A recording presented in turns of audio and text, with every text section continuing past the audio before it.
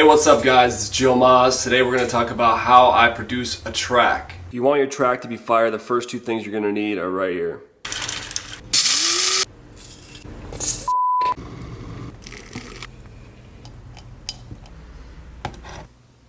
Okay, for real, let's get down to business. I recommend turning your Wi-Fi off so you do not get distracted during your sessions. I try and live by that rule, but you'll see that I have this kind of weird color coding thing. It's my own personal way of organizing my sessions so that I don't get confused and I can sleep better at night. I do Vox green because I find that if you're looking at these waveforms in Serato, oftentimes the vocal is green in color.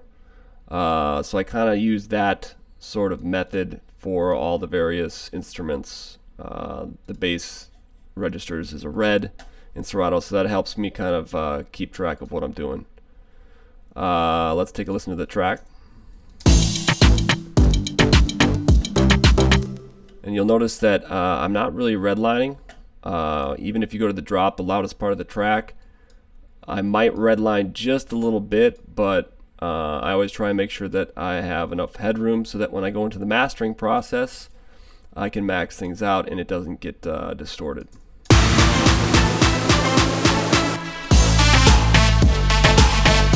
Just the kick is driving it past that red line. Or not the kick, I'm sorry, the snare is driving it past that red line, which I'm okay with.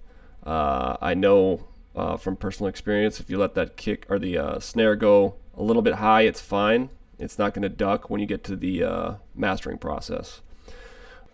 Okay, if we just start out here with the kick and the bass, I'll do, right here at the drop.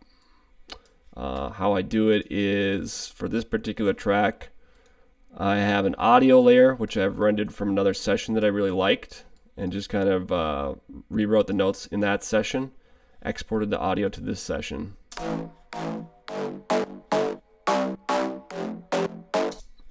And that is kind of EQ'd to where it's leaving room for the 808, and it's also sidechained to the kick. Everything is going to be sidechained to the kick here.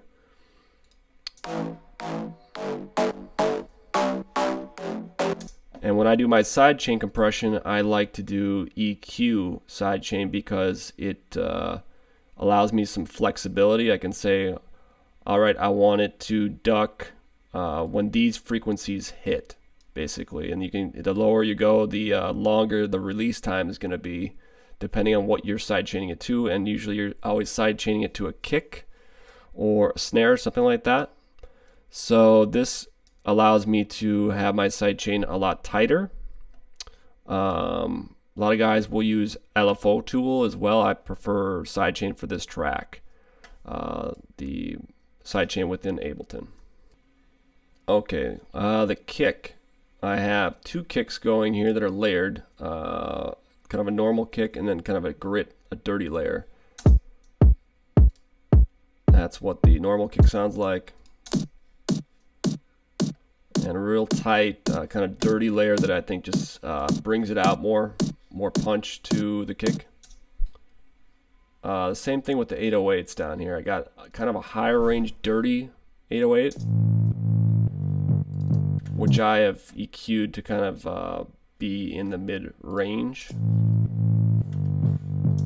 And then I also have a low end 808. That's the one that really pounds. Some of you might be asking, what plugins do you have there on your kick? Well, the first thing we have to talk about is what key are we in? And if you look at mixed in key, this track registers as an 8A, which is an A minor. So I make sure that my kick is either an A minor or a C major to be in key with what I'm doing. How do I figure out what key the kick is hitting in? Well, that's where this free plugin comes in. That's called Span. And it's just a frequency analyzer, and I think you can do this within Ableton as well, but I don't know how. And the peak is hitting right there in key. It says C sharp, if you look there. So you go down to your kick and you might go, pitch it up a few notches or pitch it down a few notches until it's in the proper key. The other plugin I have here is Sausage Fattener. And what does sausage fattener do? I really have no idea, and neither do the guys that made it. What I do know is if you turn this little knob, this guy starts smiling until he gets more and more pissed off. But I'm going to keep it down here because I feel like that sounds proper.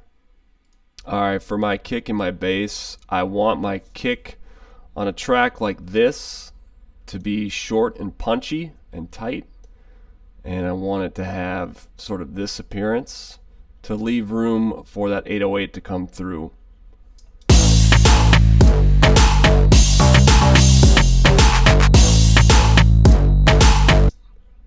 Okay guys, that's just part one. Part two, we're going to talk about the lead sound at the drop.